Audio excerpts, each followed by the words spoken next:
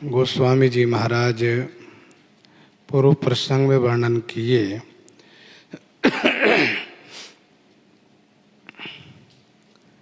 श्री अनसुईया जी श्री सीता जी के बहाने से नारी धर्म की चर्चा कर रही हैं।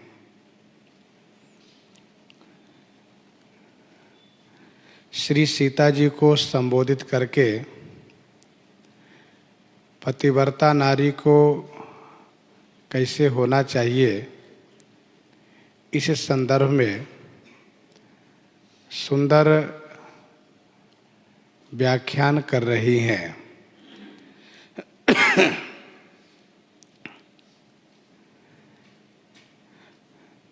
नारी के प्रारब्ध के अनुसार उसके जो पति प्राप्त होते हैं, उसी में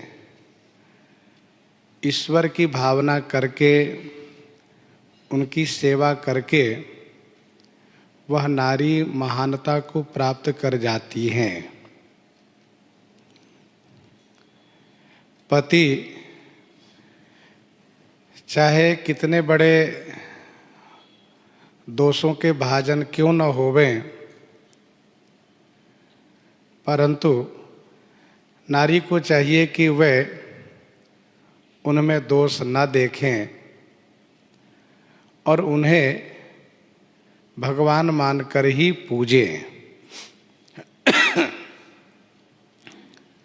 ऐसे हु पति कर किए अपमाना, नारी पाव जमपुर दुख नाना। जो अपमान के योग्य हैं, फिर भी यदि अपमान करती हैं नारी, तो उन्हें जमपुर में अनेक क्लेश सहना पड़ता है। महान सती सेव्या की कथा प्रसिद्ध है। उनको यह पता था कि मेरे पति चरित्रहीन है, गणिका के प्रेमी है, बाजारू महिला के प्रेमी है। इसके बाद भी उन्होंने अपने पति की सेवा की, उनको भगवान माना। परिणाम ये हुआ कि ब्रह्मादि देवता उनके पास आए। धर्म में वह शक्ति है कि यदि मनुष्य धर्म मार्ग को अनुसरण करता है तो वह महानता को प्राप्त करता है। यह कोई आवश्यक नहीं है कि धर्म मार्ग पर चलने के लिए समाज होना चाहिए। शैले शैले न माणिक्यम मौक्तिकम न गजे गजे, साधवो नाम न सर्वत्र चंदनम न बने बने। अच्छे पुरुष बहुत कम होते हैं। नर सहस्र मह सुनहु पुरारी, को एक होई धर्म व्रतधारी। तो को एक होई धर्म व्रतधारी, वैसे ही कोई एक होती हैं जो पतिव्रत धर्म को धारण करती हैं।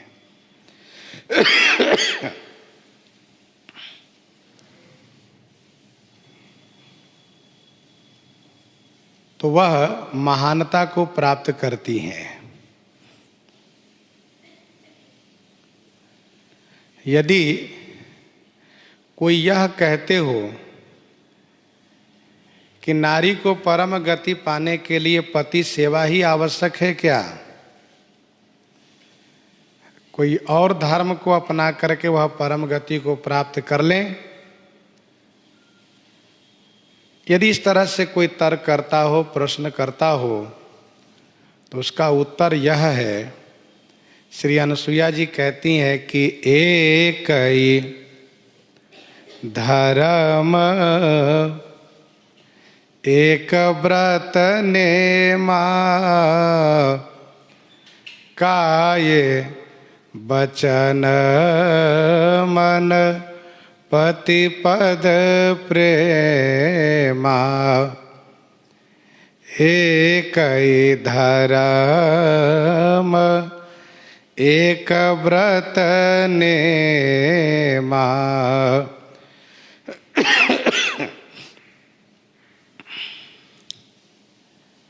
एक ही धर्म एक व्रत नेमा, काय बचन मन पति पद प्रेमा। काय बचन मन पति पद प्रेमा, यही एक नारी के लिए सर्वोपरि धर्म है, यही एक व्रत है और यही एक नियम है। ध्यान दीजिएगा, उपासना का मार्ग भी ऐसा ही है जैसा कि पतिव्रत नारी का मार्ग है। एक उपासक को पतिव्रता नारी की भांति अपने उपास्य में निष्ठ होना चाहिए। एक ही धर्म एक व्रत नेमा, काय बचन मन पति पद प्रेमा। और इसी प्रकार से उत्तरकांड में एक चौपाई है, राम ही सुमिरिय गाइय राम ही, संतत सुनिय राम गुण ग्राम ही।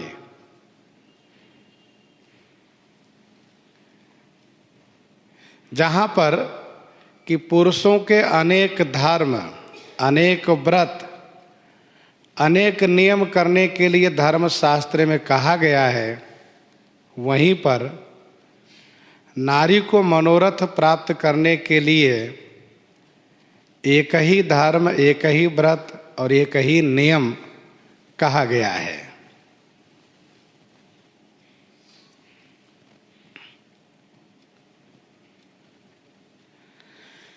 कर्म वचन मन से पति पद में प्रेम करें। यदि वह अन्य व्रत करती हैं, अनेक अन्य व्रत करती हैं, अनेक धर्म कर्म करती हैं, तो उन्हें पति की आज्ञा लेनी चाहिए। पति की प्रसन्नता हेतु वह अन्य नियम व्रत धर्म कर सकती हैं, लेकिन उनका सबसे बड़ा धर्म व्रत नियम है पति की सेवा।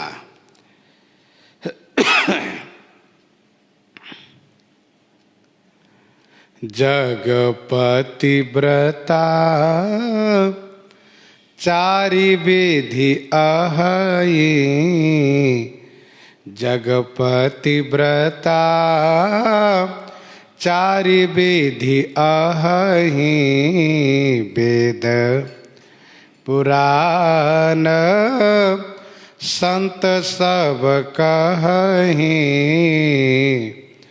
जगपति व्रता चारि विधि अहहीं। जगत में चारि विधि पतिव्रता अहहीं। जगत में चार प्रकार के पतिव्रता नारी हैं। इस बात को वेद पुराण और संत सब एक मत से कहते हैं। जिस प्रकार से श्री राम जी के भक्त चार प्रकार के होते हैं, राम भगति जग चारि प्रकारा, सुकृति चारियु अनघ उदारा, उसी प्रकार से पतिव्रता नारी भी चार प्रकार से होती हैं। इस बात को वेद पुराण और संत सब कहते हैं। शिव पुराण रुद्र संहिता तथा पद्म पुराण सृष्टि खंड में इस बात की चर्चा की गई है कि पतिव्रता नारी 4 प्रकार के हैं।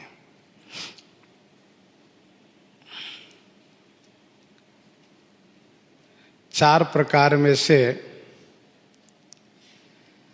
प्रथम, द्वितीय, तृतीय, चौथी कौन कौन है, इस बात को श्री अनुसुईया जी स्पष्ट करती हैं। यद्यपि पुराणों में इन सब की व्याख्या की गई है, इन सब का विवेचन किया गया है, फिर भी मानस में जिस तरीके से श्री अनुसुईया जी ने बखान किया है वह अपने आप में बहुत ही सुंदर है। उत्तम के अस बस मन माही, सपने हो आन पुरुष जग नाही, उत्तम के अस बस मन माही। उत्तम मतलब प्रथम। उत्तम पतिव्रता के मन में ऐसा बसा हुआ है। कैसा बसा है? तो सपने हूं आन पुरुष जग नाही, स्वप्न में भी जगत में आन पुरुष नाही, स्वप्न में भी जगत में अन्य पुरुष को नहीं मानती हैं। उत्तम के अस बस मन माही, यह उत्तम पतिव्रता है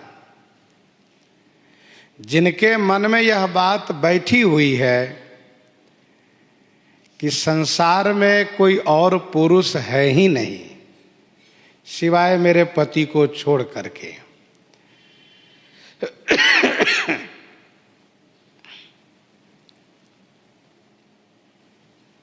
स्वप्न में भी किसी अन्य पुरुष को नहीं देखती हैं,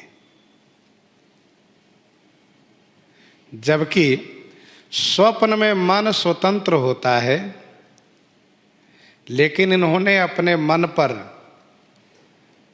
इस प्रकार से नियंत्रण किया है, ऐसा इनके मन में बसा हुआ है कि स्वप्न में भी जगत में अन्य पुरुष को नहीं देखती हैं। तो जागने की बात तो बहुत दूर रही। यद्यपि स्वप्न की बात झूठी होती है, फिर भी जो वासना हमारे आपके मन में होती है उसी का फल स्वरूप स्वप्न में दिखाई देता है। हम कभी कुछ चाहे हैं, हमने कभी कुछ सोचा है, वही स्वप्न में दिखता है। बहुत लोग ऐसा दावा करते हैं कि नहीं नहीं हमने ऐसा कुछ सोचा ही नहीं, कभी भी कभी ऐसी कल्पना नहीं की, फिर भी स्वप्न हुआ। तो इसको ये मानना चाहिए कि किसी न किसी जन्म का वह सोच है, किसी न किसी जन्म का वह वासना है जो स्वप्न के रूप में फलीभूत होते हुए दिखता है। उत्तम पतिव्रता है जिनके मन में ऐसा बसा हुआ है। श्री स्वामी रूपकला गोस्वामी जी, श्री स्वामी रूपकला जी की कथा वर्णित है और भक्तमाल जी में श्री मीरा जी की कथा वर्णित है, जिनके मन में कोई और पुरुष ही नहीं है। श्री मीरा जी श्री वृंदावन धाम में पहुंची हैं, तब उन्होंने सुना कि एक संत जी बड़े ही उच्च कोटि के हैं, सिद्ध संत हैं, जिनका नाम है श्री स्वामी जीव गोस्वामी। श्री जीव गोस्वामी श्री मीरा जी दर्शनार्थ उनके द्वार पर पहुंची हैं। सेवकों ने कहा कि आप क्षमा करिएगा, हमारे स्वामी किसी भी महिला का मुख नहीं देखते हैं, किसी भी स्त्री का मुख नहीं देखते हैं। तो मीरा जी ने कहा, मैंने सुना था कि श्री वृंदावन धाम में केवल एक ही पुरुष हैं और वह है श्री कृष्ण, बाकी सब गोपी हैं, सब नारी हैं। ये दूसरे पुरुष वृंदावन में कहां से कब से आके बस गए हैं? यह शब्द श्री जीव गोस्वामी के कान में पड़ा, स्वयं उठकर आए और कहा कि मुझे नहीं मालूम था कि आप आई हो। श्री जीव गोस्वामी जी ने परखा, पहचाना और उन्होंने समझा कि सत्य कह रही हैं। जीव गोस्वामी जी की भावना भी वही थी, परंतु योग्य पात्र के सामने में उन्होंने अपनी भावना प्रकट की है। तो श्री जीव गोस्वामी जी के उस व्रत को मीरा जी ने छुड़वा दिया, जो उन्होंने ये टेक ले रखा था कि मैं किसी नारी का मुख नहीं देखूंगा। मीरा जी के शब्द ने उनके हृदय को छू दिया, उनके हृदय को प्रभावित कर दिया और तब से उन्होंने माना कि यहाँ तो सब गोपी हैं, मैं भी गोपी, फिर नारी नारी के देखने से परहेज क्यों? श्री कागभूषुंडी जी ने कहा कि मोहन नारी नारी के रूपा, पन्नगारी यह रीति अनूपा। नारी नारी के रूप पर काम वासना से विमोहित नहीं हो सकती। तो उत्तम के अस बस मन माही, जिनके मन में ऐसा बसा हुआ है, सपने हो आन पुरुष जग नाई।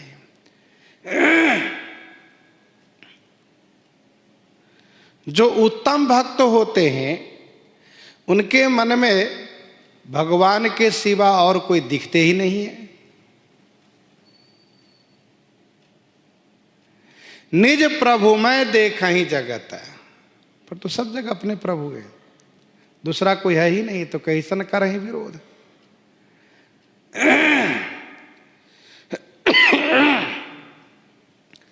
श्री हनुमान जी हैं, जिनकी दृष्टि में श्री राम जी के सिवा और कोई देवता दिखते नहीं, भगवान दिखते नहीं। मेरे श्री राम जी एक भगवान है, बाकी सब उनके भक्त हैं। तो उत्तम के अस बस मन माही, सपने आन पुरुष जग नाही। और जो मध्यम पतिव्रता है वह कैसी है?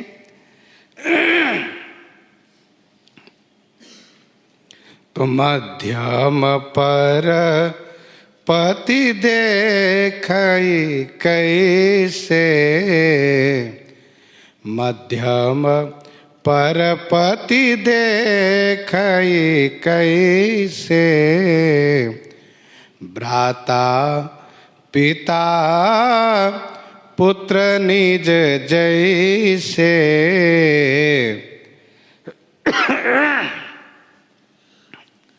मध्यम परपति देखई कैसे,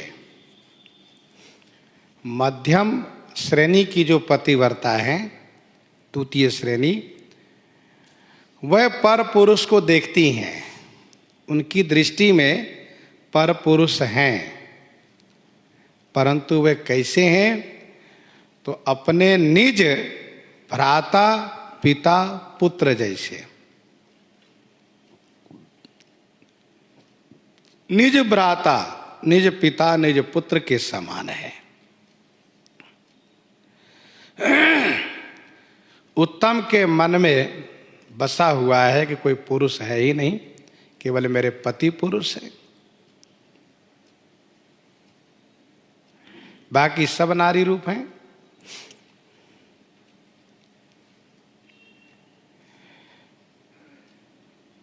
ये उत्तम है। मध्यम वह है जिनके नेत्र में पुरुष दिखते हैं, लेकिन वह भाई पिता और पुत्र के समान दिखते हैं। जो सम अवस्था के हैं वो भ्राता अपने भाई जैसे लगते हैं, जो ज्यादा उम्र के हैं वो पितावत दिखते हैं, छोटे हैं वह पुत्रवत दिखते हैं। इस प्रकार से उनकी भावना में है। प्रस्तुत प्रसंग में मध्यम पतिव्रता का यह पहचान है कि वह उस भाव से धर्म में प्रवृत्त हैं कि वह अन्य पुरुष को भाई पिता और पुत्र के समान देखती हैं और केवल अपने पति को ही पति रूप में मानती हैं। वैसे श्री कागभूषुंडी जी ने कहा, भ्राता पिता पुत्र उर्गारी पुरुष मनोहर निरखत नारी, होई विकल सक मनहीन रोकी। और इस बात की पुष्टि मनु स्मृति में की गई है। मनु जी ने कहा है कि एकांत में नहीं रहना चाहिए, भाई पिता और पुत्र को अपनी बहन माता और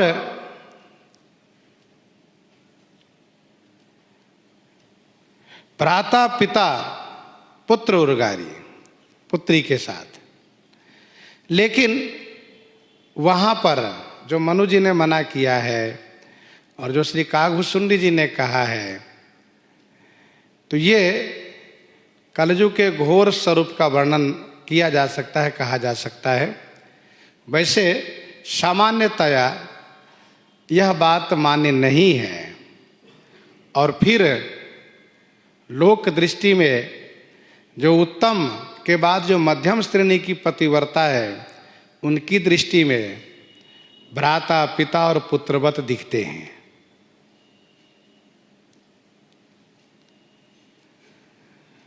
तो भ्राता पिता पुत्र निज जैसे,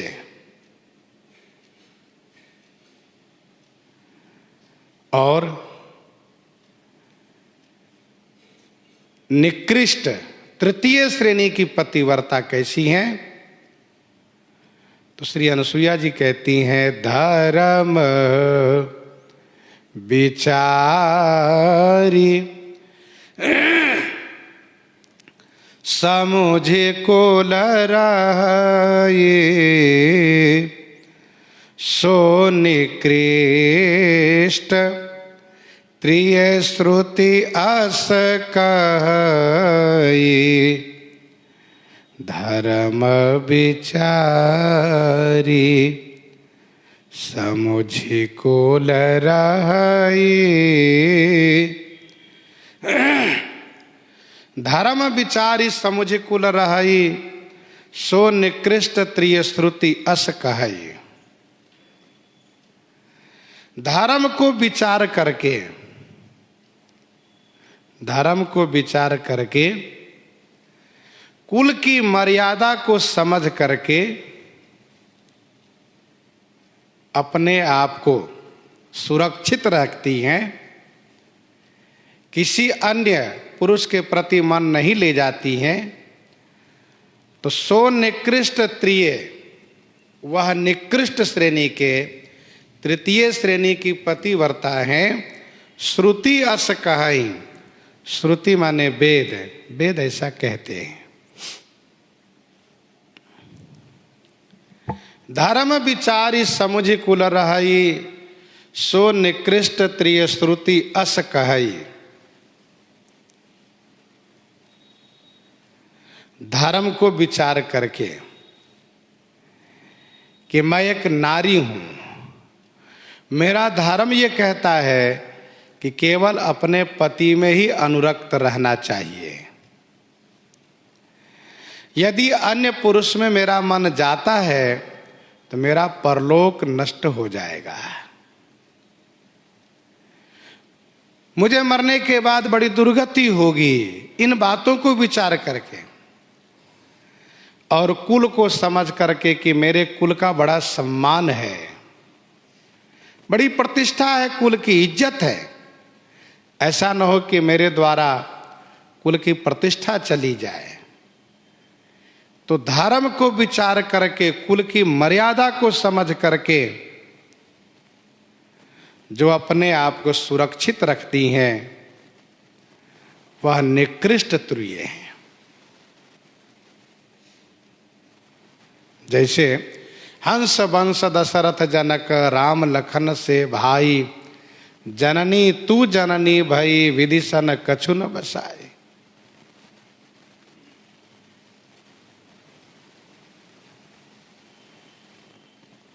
होई बुद्धि जो परम सयानी, होई बुद्धि जो परम सयानी, तिनतन चितवन अनहित जानी। बुद्धि की ये विशेषता होती है, जिन्होंने अपनी बुद्धि को इस प्रकार से परिपक्व कर लिया है, मजबूत कर लिया है, वह निकृष्ट श्रेणी के पतिव्रता है, ऐसा वेद कहते हैं। और चौथे कहा बिनु अवसर भय तेरा जोई, जाने हो अधम नारी जग सोई। बिनु अवसर भय तेरह जोई, जाने हो अधम नारी जग सोई। बिनु अवसर, ध्यान दीजिएगा, उत्तम की बात स्पष्ट कर दी गई कि उनके मन में बसा है कि पर पुरुष कोई है ही नहीं। मध्यम श्रेणी की दृष्टि में पर पुरुष हैं, लेकिन अपने सगे खास पिता और भाई तथा पुत्र के समान है। और निकृष्ट श्रेणी के जो पतिव्रता है उनकी बुद्धि बड़ी अच्छी है, वे बुद्धि से विचार करके अर्थात धर्म और कुल की मर्यादा को समझ करके वे कुमार्ग में पांव नहीं देती हैं। और चौथी वह हैं जिनका मन तो चला गया, मन पाप में प्रवृत्त हुआ, मन ने निश्चय किया, लेकिन समय अभाव, समय नहीं मिला, बिनु अवसर। और फिर भयते रह जोई, भय लगा, डर लगा, अपने पति का भय हुआ कि यदि उन्हें पता चला तो वे मुझे परित्याग कर देंगे। सास ससुर का भय हुआ, अपने रिश्ते नाते कि जो संबंधी लोग हैं उन सब का भय हुआ, इसीलिए वे बच गई। पर पुरुष के सहगमन से बच गई। फिर भी यह पतिव्रता है, फिर भी यह पतिव्रता है। यद्यपि इन्होंने अपनी ओर से बचाने का प्रयास तो नहीं किया, लेकिन समय इनको साथ नहीं दिया और काल समय इनको साथ नहीं दिया तथा परिवार का भय लगा, इसलिए बच गई। वह अधम पतिव्रता है। चौथी श्रेणी की वह पतिव्रता है, जाने हो अधम नारी जग सोई। प्रश्न उठता है कि मन में तो पाप बस गया, फिर भी वह पतिव्रता कही गई। तो मानसकार कहते हैं कि कलयुग है, ऐसी नारी भी पतिव्रता कही जाएगी। क्यों? क्योंकि कलयुग का ये देन है कि मानसिक पाप पाप नहीं माना जाता है जब तक वह कर्म में क्रियान्वित न हो। वह कर्म से क्रियान्वित न हो तब तक वह पाप उसको नहीं लगता है। कलिकर एक पुनीत प्रतापा, कलिकर एक पुनीत प्रतापा, मानस पुण्य हो ही नहीं पापा। इसलिए धर्मशास्त्र ये कहता है कि मन में बुरा विचार आवे तो उसको टालो, टालने का प्रयास करो। हमेशा ये विचार रखो, यदि बुरा विचार कुछ आया हो तो उसको कल पर छोड़ दो, कल सोचेंगे, कल करेंगे ऐसा काम।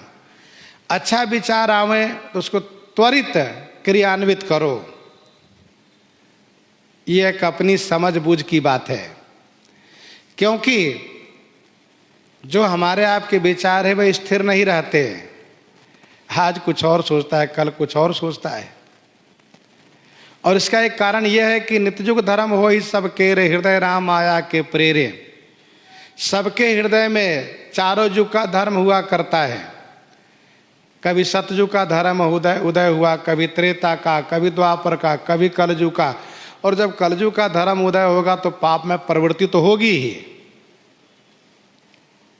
और खास करके कलयुग में हम लोग रहने वाले, इसलिए ज्यादातर प्रभाव कलयुग का ही रहता है। अन्य युगों का प्रभाव बहुत कम होता है। पर ध्यान ये रहे, बुद्धि से विचार करें। कभी मन में गलत विचार आवे, गलत कार्य के प्रति सोच आवे तो उसको टालना चाहिए। यही समझदारी है। तो बिनु अवसर भय तेरह जोई, जाने अधम नारी जग सोई। कलयुग के वर्णन में मानसकार ने स्पष्ट किया कि गुण मंदिर सुंदर पति त्यागी, भजई नारी पर पुरुष अभागी। गुण मंदिर सुंदर पति त्यागी, भजई नारी पर पुरुष अभागी। तो यह दोष उनमें नहीं है, इस दोष से वह बच जाएं।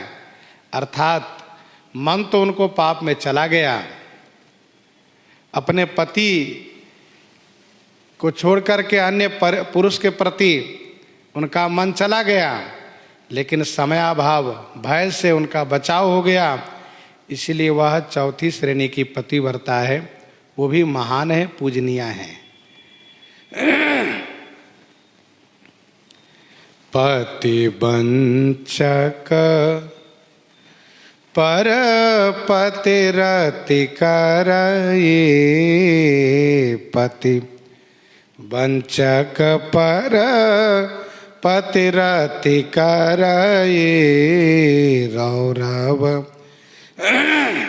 नरक कलप सत परई।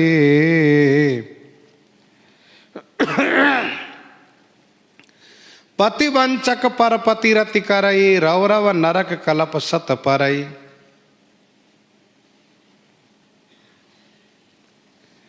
जो पति को वंचक माने ठग करके, पति को धोखा देकर, पति को ठग करके पर पति रति करई, पर पति पराये पति के साथ रति करती हैं, प्रेम करती हैं, तो वह नारी सत कलप रौरव नरक परई। वह नारी सैकड़ों कल्प तक रौरव माने रूरू नाम के नरक में पड़ती हैं, वहीं जाती हैं। वह पति वंचक पर पति रति करई, रौरव नरक कलप सत परई। पति को धोखा देकर, पति को ठग करके पराये पति से रति करती है, उनके साथ सहगमन करती है, तो उनके लिए रौरव नाम का नरक है। श्रीमद् भागवत जी में 28 नरक का वर्णन है, जिसमें से यह तीसरा नरक है, रौरव नरक।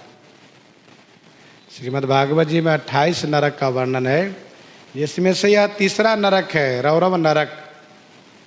इस नरक में रूरू नाम के कीड़े होते हैं, बड़े जहरीले होते हैं, सर्प से भी विशेष जहरीले होते हैं।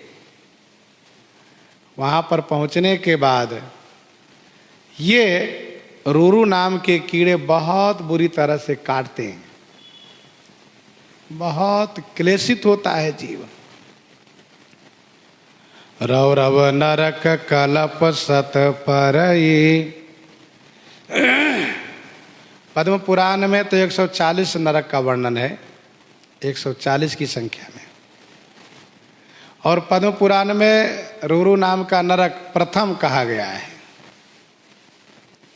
ध्यान दीजिएगा, पृथ्वी के दक्षिण भाग में, पृथ्वी के दक्षिण भाग में, पृथ्वी के नीचे, दक्षिण दिशा में पृथ्वी के नीचे नरकों का स्थान है। बहुत प्रकार के नरक हैं। पापी जीव को वहीं ले जा करके जमदूत गण शुद्ध करते हैं, नरक के कष्ट दे दे करके उनको शुद्ध करते हैं। जैसा जो वो कर्म किए हुए होते हैं उसी के अनुसार उनको कष्ट मिलता है।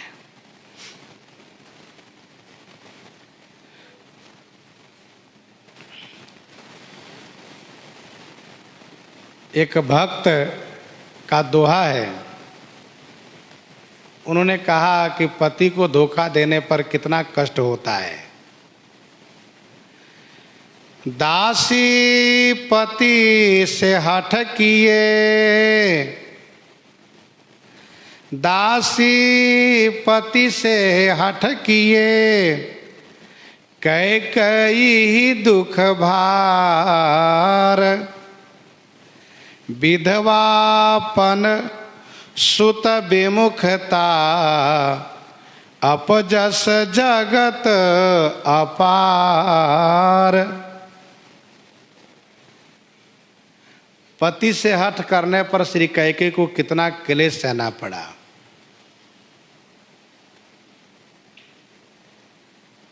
हठवा सब संकट सहे गाल व नहुक नरेश।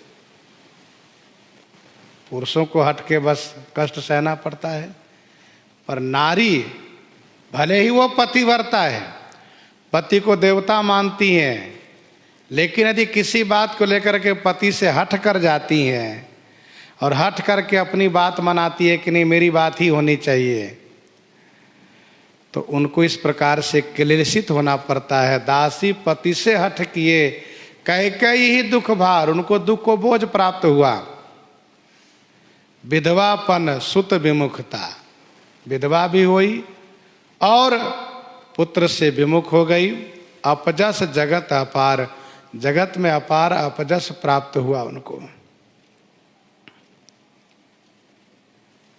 दूसरा दोहा है, दासी पति आदर बिना, दासी पति आदर बिना, कहूँ न तिये को मान, नैहर हूँ निदरी गई, दक्ष सुता जग जान। उन्होंने बड़ा सुंदर उदाहरण भी रखा, बड़ी मजबूती के साथ। श्री कैकेयी श्री सती, पति से हट करने पर श्री कैकेयी को क्या मिला, और पति से अनादरित होकर के, पति से आदर बिना श्री सती को क्या हुआ, ये इस बात को दर्शाया इस दोहे में। दासी पति आदर बिना, पति के आदर के बिना उसको कहीं सम्मान नहीं हो सकता। नारी का सम्मान है जब उसके साथ में पति है। श्री सती जी के साथ यदि शिवजी जाते तो बात अलग होती, लेकिन भले ही वह महादेव की पत्नी है, देवी हैं, लेकिन प्राकृतिक नारियों की तरह मैके जाने के लिए, नैहर जाने के लिए जिद पर अड़ गई और चली गई। इसका परिणाम उन्हें भयंकर हुआ। दासी पति आदर बिना, कहूँ न तिये को मान, नैहर हूँ निदरी गई, दक्ष सुता जग जान।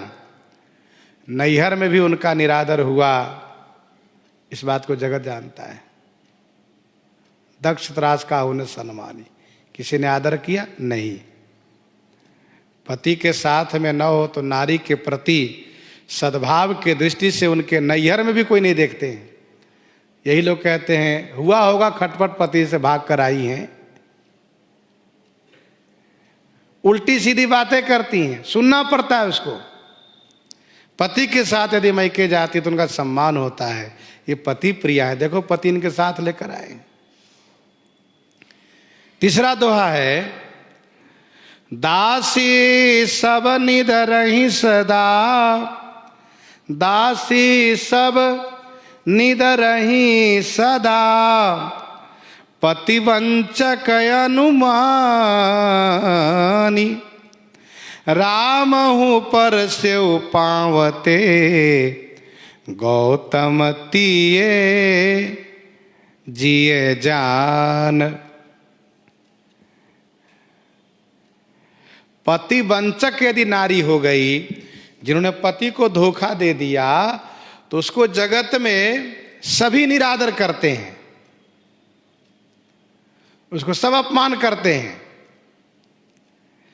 पति को धोखा देने वाली नारी को सब निरादर करते हैं।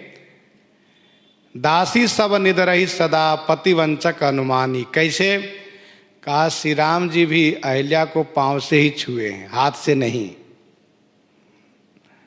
भले ही उसका कारण जो भी बना हो, बात अलग है, लेकिन पांव से छूना एक सम्मान नहीं कहा जा सकता, अनादर है ये।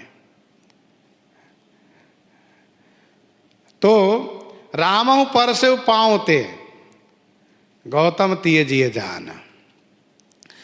तो पतिवंचक पर पति रति करई, पति को ठग करके परपति, पति को धोखा दे करके परपति से रति करती हैं, तो उनको रौरव नाम के नरक में जाना पड़ता है। और छन सुख लागी जन्म सत कोटि, दुख न समुझ तेहि सम को खोटी। छन सुख लागी जन्म सत कोटि, दुख न समुझ तेहि सम को खोटी। छन सुख लागी सतकोटि जन्म, दुख न समझ तेहि सम को खोटी। उसके समान खोटी विचार वाली और कौन हो सकती? ऊपर 4 पंक्ति में 4 प्रकार के पतिव्रताओं का वर्णन है, और फिर उसके बाद 4 चौपाई में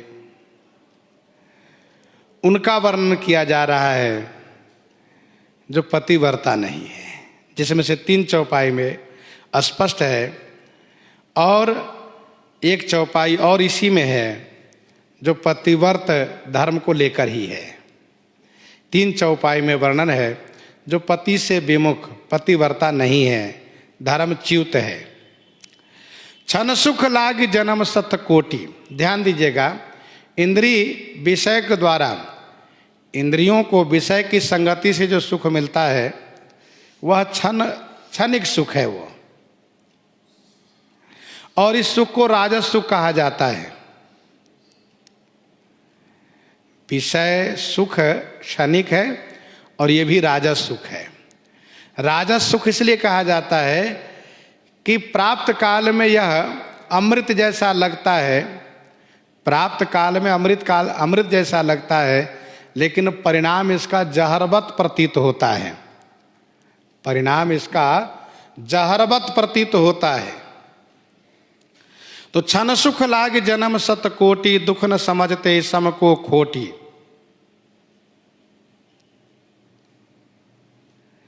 विनय पत्रिका 92 पद में विषय सुख की निंदा इस प्रकार से की गई है। विनय पत्रिका के 92 पद में विषय सुख की निंदा इस प्रकार से की गई है। अस्थि पुरातन क्षुदित स्वान अति ज्यों भरी मुख पकड़ियो, निज तालुगत रुधिर पान करी मन संतोष भरियो। परिणाम उसके लिए दुखद है, वैसे ही विषय सुख का परिणाम हमेशा दुखद रहा है। और धर्म विरुद्ध विषय का सेवन, धर्म विरुद्ध विषय का सेवन ये घोर तामस है, जो घोर दुख के कारण बनता है। तो क्षण सुख लागी जन्म सतकोटि, दुख न समझते सम को खोटी। बिनु श्रम नारी परम गति लहई, पतिव्रत धर्म छाड़ी छल गई। बिनु श्रम नारी परम गति लहई, पतिव्रत धर्म छाड़ी छल गई। नारी बिनु श्रम परम गति लहई, क्या बढ़िया बात है। नारी बिना परिश्रम के परम गति को प्राप्त करती हैं। पतिव्रत धर्म छाड़ी छल गई, जो छल छोड़ करके पतिव्रत धर्म को ग्रहण करती हैं। तब श्री मिथिलेश जी महाराज ने श्री सीता जी से यूं ही नहीं कहा कि पुत्री पवित्र किए कुल दो, सुदस धवल जग कह सबको। श्री सीता जी एक राजपुत्री, एक राजा की पुत्र बहू हो करके ससुराल के और मैके के सारे सुख को त्याग करके और वनवासी पति के साथ वनवासिनी बन करके नंगे पांव चल पड़ी हैं। कभी भी किसी सुख की कामना नहीं करती, पति की प्रसन्नता में प्रसन्न रहती हैं, आनंदित रहती हैं, खुश रहती हैं। नाह नेह नित बढ़त बिलोकी, हर्षित रहते दिवस जिमि कोकी। तब जाकर के श्री मिथिलेश जी ने कहा कि तुमने तो दोनों कुल को पवित्र कर दिया, पावन कर दिया। आपके इस सुंदर उज्जवल जस को सारा संसार वर्णन कर रहा है। यह है नारी का सर्व सुलभ और सर्वोपरि धर्म कि वह केवल पति सेवा, पति प्रसन्नता को सर्वोपरि रखे।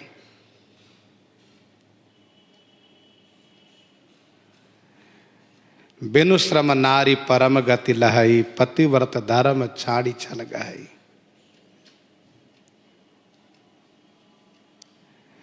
जिस प्रकार से भक्ति मार्ग के लिए मानसकार ने कहा, कहो भगति पथ कवन प्रयासा, जोग नमक जप तपोपवासा, सरल सुभावन मन कुटिलाई, जथा लाभ संतोष सदाई। उसी प्रकार से पतिव्रत धर्म में भी जोग नमक जप तपोपवासा, सरल सुभावन मन कुटिलाई, इसमें भी यही बात है। अपने भाग्य के अनुसार जो पति प्राप्त हुए हैं, जो सुख प्राप्त हुए हैं, उसी में संतुष्ट रह करके आनंदित रहना, पति की सेवा करना, यह नारी के सर्वोपरि धर्म है। बिनु श्रम नारी परम गति लहई। न उनको यज्ञ करना है, न जोग करना है, न जप करना है, न तप करना है, न पूजा करना है, न पाठ करना है, कुछ भी करने की आवश्यकता नहीं, केवल पति सेवा है। सेवा परम गति को प्राप्त कर लेती हैं। पतिव्रत धर्म छाड़ी छल गए, छल छोड़ करके, अर्थात कोई चाहना नहीं, भौतिक लौकिक सुख की कामना न करते हुए पति जो हमें सुख प्रदान करे उसी में संतुष्ट रह करके, और फिर वह परम गति को प्राप्त करती है। सहज स्नेह स्वामी सेवकाई, स्वार्थ छल फल चारि बिहाई, सहज स्नेह स्वामी सेवकाई, स्वार्थ छल फल चारि बिहाई। सहज स्नेह स्वामी सेवकाई, स्वार्थ छल फल चारि बिहाई। निश्चल भाव से पति प्रतिकूल जन्म जह जाई, विधवा होई पाई तरुणाई। पति प्रतिकूल जन्म जह जाई, विधवा होई पाई तरुणाई। पति प्रतिकूल जन्म जहाँ जाई, पति से प्रतिकूल हो करके जहाँ जाई जन्मी। पति से प्रतिकूल हो करके जहाँ जाकर जन्म लेती हैं, तरुणाई पाई विधवा हुई। तरुणाई पाई माने युवा अवस्था पाकर के वह विधवा हो जाती है। विधवा होई पाई तरुणाई। तो पति प्रतिकूल जन्म जहाँ जाए, विधवा होई पाई तरुणाई। यद्यपि इनका पतिवर धर्म बना हुआ है,